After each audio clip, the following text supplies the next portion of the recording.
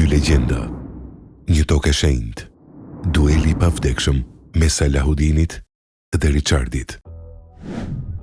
Në fund të shekullit të 12, bota mesjetare u përfshi në një nga përplasjet më dramatike të historisë. Kryqëzata e tretë. Ishte një luftë që nuk u zhvillua vetëm për territore, por për besim, nder dhe kontroll mbi një nga qytetet më të shenjta në botë, Jeruzalemin. Gjithçka nisi pas një ngjarjeje që tronditi Evropën e krishterë. Në vitin 1187, ushtrit muslimane të udhëhequra nga Salahudini, i njohur në perëndim si Saladini, arritën një fitore vendimtare në betejën e Hatinit. Kjo betejë shkatërroi fuqinë e mbretërisë kryqëtare dhe hapi rrugën për rimarrjen e Jeruzalemit. Për botën e krishterë, humbja e qytetit të shenjtë ishte një goditje e rëndë shpirtërore dhe politike. Thirrje për një kryqëzatë të re erdhi menjëherë. Mbretërit më të fuqishëm të Evropës ju përgjigjen. Richardi i parë i Anglisë, i njohur si Zemërluani, Filipi i dytë i Francës dhe Frederiku Barbarossa. Kjo aleancë e fuqishme synonte të rikthente Jeruzalemin nën kontrollin e krishterë. Por rruga drejt tokës së shenjtë ishte e gjatë dhe e mbushur me sfida. Frederiku Barbarossa humbi jetën gjatë rrugës, duke dobësuar ndjeshëm forcat gjermane. Ndërkohë, rivalitetet mes mbretërve evropian filluan të shfaqeshin edhe para se të arrinin në fushën e betejës.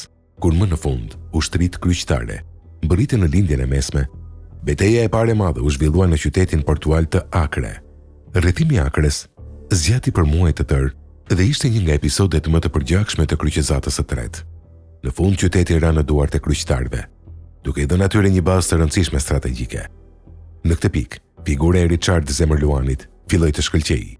Ai ishte një komandant i lindur, i guximshëm, karizmatik dhe i pamëshirshëm në betejë. Nga ana tjetër, Saladini ishte një strateg i mençur, i njohur për durimin dhe aftësitë e tij për të bashkuar botën muslimane kundër një armiku të përbashkët. Përplasja mes këtyre dy liderëve kulmoi në betejën e Arsufit. Në këtë betejë, Richard arriti një fitore të rëndësishme kundër forcave të Saladinit.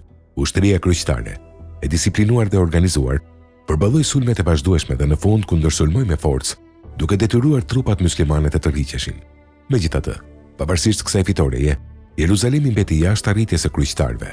Richard e kuptoi se mbajtja e qytetit do të ishte pothuajse e pamundur, pa furnizime të qëndrueshme dhe mbështetje të plotë nga Evropa.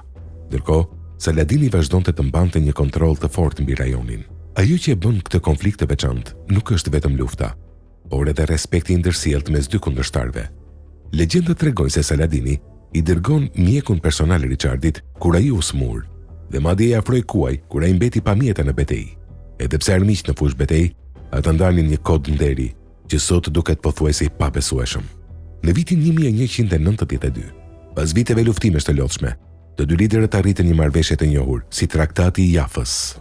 Sipas këtij traktati, Jeruzalemi mbeti nën kontrollin e muslimanëve, por pelegrinët e krishterë u lejuan të vizitonin qytetin pa pengesa. Kryqëzata e tretë përfundoi pa arritur objektivin e saj kryesor, rrimarrjen e Jeruzalemit. Megjithatë, ajo mbeti një nga episodet më të famshme të historisë. Një përballje mes dy figurave legjendare që simbolizojnë dy botë ndryshme.